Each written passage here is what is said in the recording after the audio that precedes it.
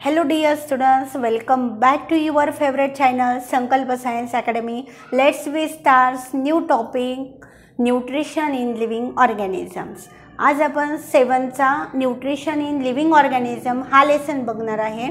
हा व्हिडिओ जो आहे तो माझ्या जे स्टुडंट्स आहेत ग्रामीण भागातील त्यांच्यासाठी की त्यांच्यापर्यंत माझा हा व्हिडिओ पोहोचला पाहिजे की त्यांना स्टेट बोर्डचा सिलेबस जो की इंग्लिशमधून समजत नाही आहे त्यांच्यासाठी हा व्हिडिओ आहे.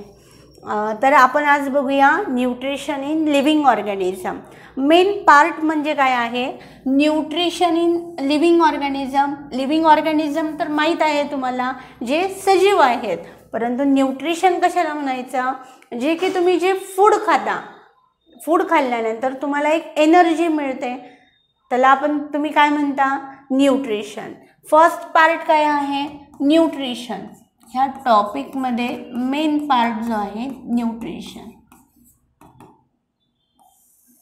न्यूट्रिशन म्हणजे काय जे तुम्ही फूड इनटेक करता आणि इनटेक केल्यानंतर तुम्हाला एनर्जी मिळते की तुम्ही फूड खाल्ल्यानंतर तुम्हाला एनर्जी मिळते जे की तुम्ही काम करता त्याला तुम्ही काय म्हणता न्यूट्रिशन. जर तुम्हाला आईने जेवायलाच दिलं नाही तर तुम्ही काम करता का रे? नाही करत तुम्ही काम. तुम्ही म्हणता आई मग आज तर काही होणार नाही आहे, माझ्यात एनर्जीच नाही आहे. मग तुम्हाला ही एनर्जी कुठून मिळते? फूडमधून मिळते. आणि फूड खाल्ल्यानंतर तुम्ही प्रत्येक काम आईने जे सांगितलेलं प्रत्येक काम करता.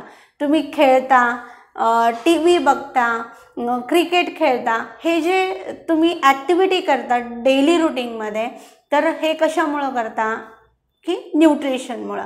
जेव्हा तुम्ही फूड इनटेक करता त्याच्यापासून तुम्हाला एक एनर्जी मिळते आणि ती जी एनर्जी मिळते त्यालाच तुम्ही काय म्हणता न्यूट्रिशन. याच्यामध्ये दिलं आहे बघा some life process go on continuously in living organism.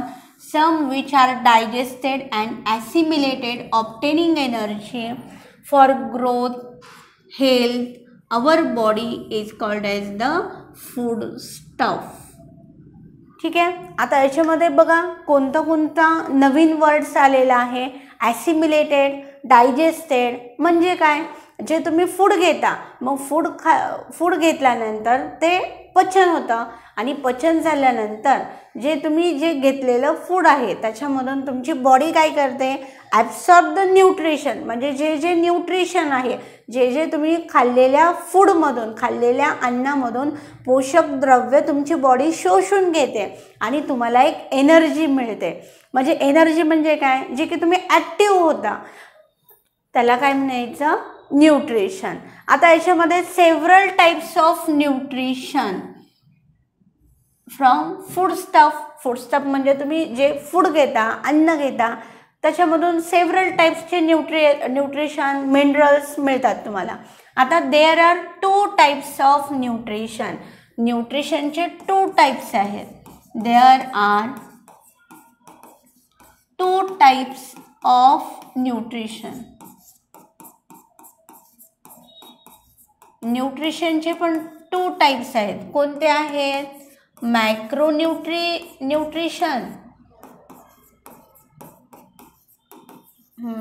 Nutritions आणि सेकंड आहे मायक्रोन्यूट्रियंट्स.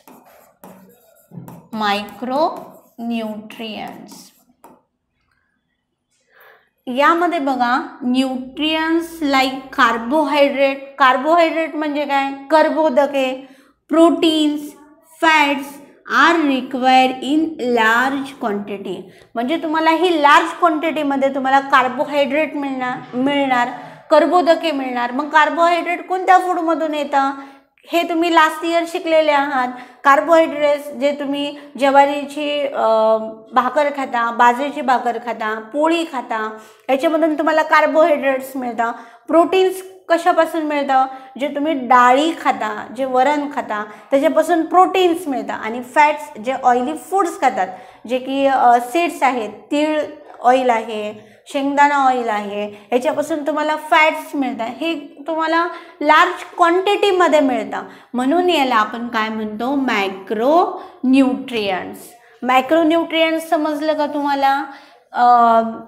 मुलांना तुम्हाला समजलं का मायक्रोन्यूट्रियंट्स म्हणजे काय, जे की कर्बोदके, प्रथिने आणि फॅट्स आहेत जे तुम्हाला कशामधून मिळतात, न्यूट्रिशनपासून, फूडस्टफ्समधून मिळतात, त्याला तुम्ही मायक्रोन्यूट्रियंट्स म्हणतात.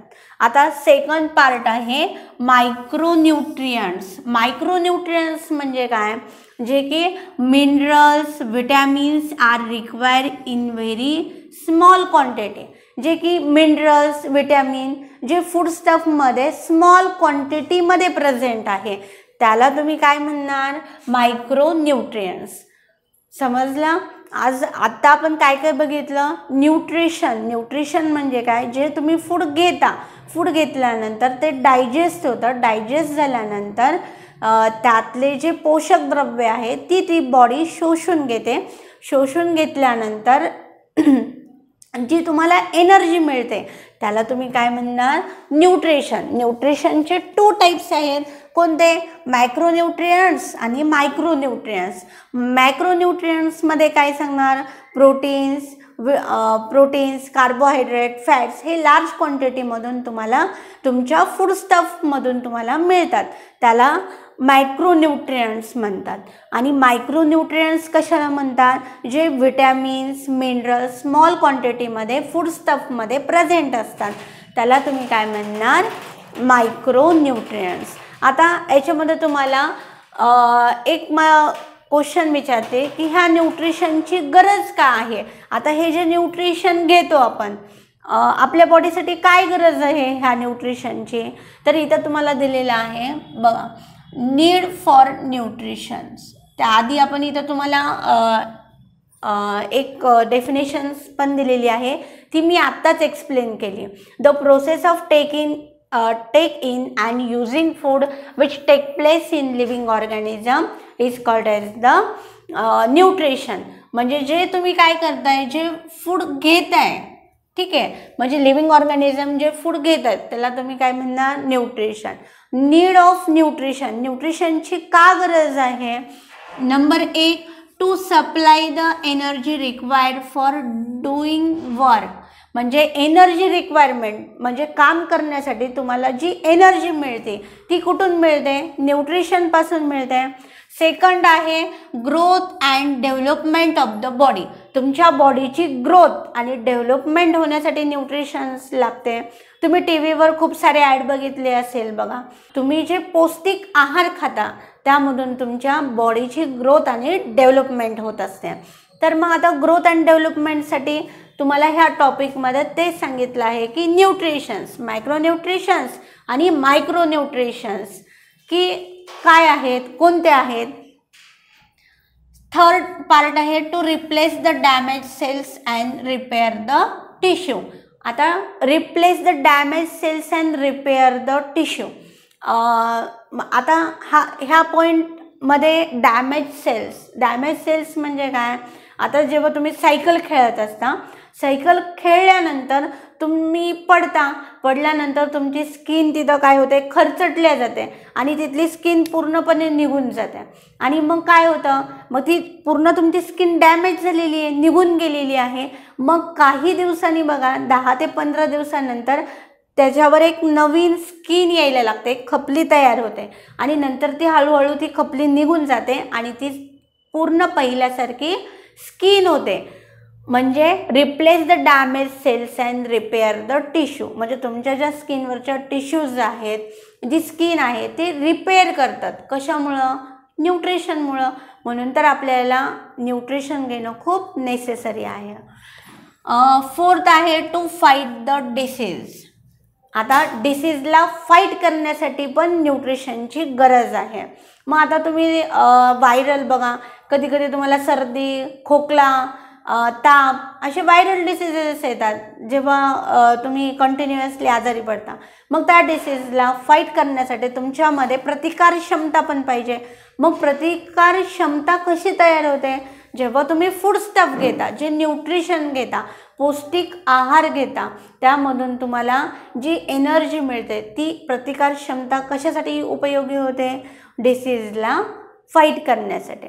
आता नेक्स्ट पॉइंट आहे ॲटोट्रॉपिक न्यूट्रिशन्स आणि हेट्रोट्रॉपिक न्यूट्रिशन.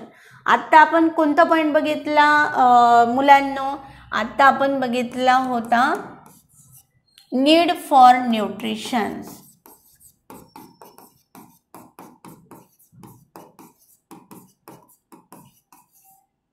न्यूट्रिशनची गरज का आहे हे बघितलं. कशासाठी न्यूट्रिशनची गरज असते? की आपल्याला ग्रोथ होण्यासाठी, बॉडीची डेव्हलपमेंट होण्यासाठी आपल्याला न्यूट्रिशनची आवश्यकता असते. आपली बॉडी जी आहे टिश्यू रिपेअर होण्यासाठी, ज्या डॅमेज झालेल्या सेल्स आहेत त्या रिपेअर होण्यासाठी न्यूट्रिशनची गरज असते.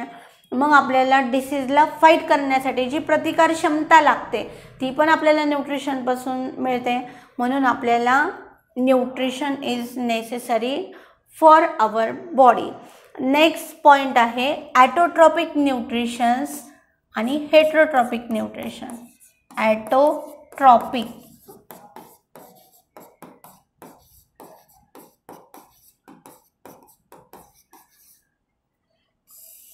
ॲटोट्रॉपिक न्यूट्रिशन.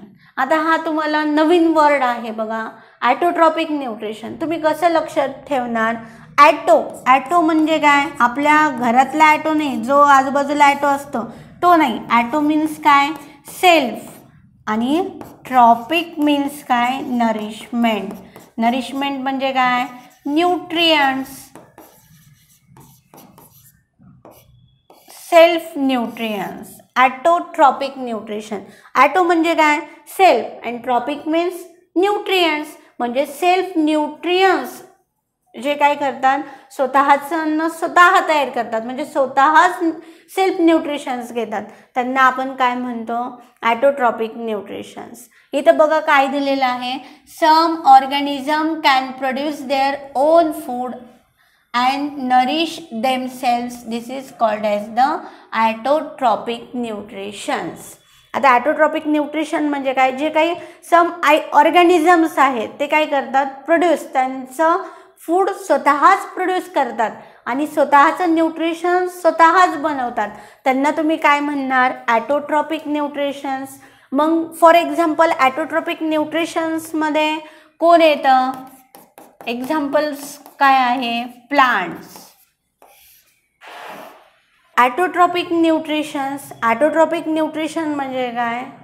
की जे काही मायक्रो ऑर्गॅनिझम्स आहेत ते स्वतःचं अन्न स्वतःच बनवतात आणि स्वतःच पोषक द्रव्येवर डिपेंड्स आहे, स्वतःच पोषक द्रव्ये काय करतात? ते घेतात, त्यांना आपण म्हणतो ॲटोट्रॉपिक न्यूट्रिशन्स. ॲटोट्रॉपिक न्यूट्रिशन्समध्ये मी तुम्हाला सांगितलं होतं प्लांट्स. आता जे ग्रीन कलरचे प्लांट्स असतात बघा, झाडांचा पूर्ण कलर कसा असतो? ग्रीन.